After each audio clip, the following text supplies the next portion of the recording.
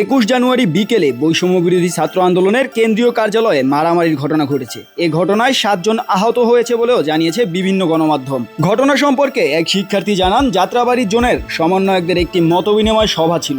এ সময় সমন্বয়কদের উপস্থিতিতে তাদের সামনে আমাদের একজন সহযোদ্ধার উপর হামলা করা হয়। আজ কেন্দ্রীয় কার্যালয়ে এই বিষয় নিয়ে কথা বলতে এলে নাইম, আসাদ বিন রনি, রিফাত রশিদ ও হৃদয়ের নেতৃত্বে আমাদের উপরে হামলা করা হয়। এতে আমাদের বেশ কয়েকজন সহযোদ্ধা গুরুতর আহত হয়ে বর্তমানে জরুরি বিভাগে চিকিৎসা নিচ্ছে।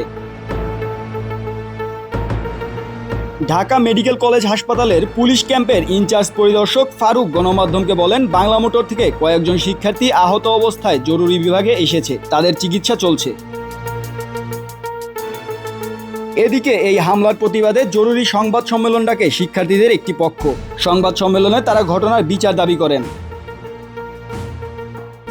এদিকে রাতে সংগঠনটির কেন্দ্রীয় কার্যালয়ে গিয়েছেন আহ্বায়ক হাসনাত আবদুল্লাহ। হাসনাত আবদুল্লাহর বিবৃতি থেকে জানা যায়, সন্ধ্যায় কিছু লোকজন এসে কেন্দ্রীয় কার্যালয়ের প্রধান ফটক আটকে দিতে চায়। পরিস্থিতি বুঝতে পেরে তৎক্ষণাৎ কেন্দ্রীয় কমিটির সদস্য রিফাত রশিদ, আহনাফ সাইদ খান, নাইম আবেদিন, আসাদ বিন রনি সেখানে গিয়ে পরিস্থিতি শান্ত করতে আগত ব্যক্তিদের দাবি দেওয়া শুনতে চান, কিন্তু তারা সহযোগিতার বদলে নির্বাহী সদস্যদের উপর চড়াও হন।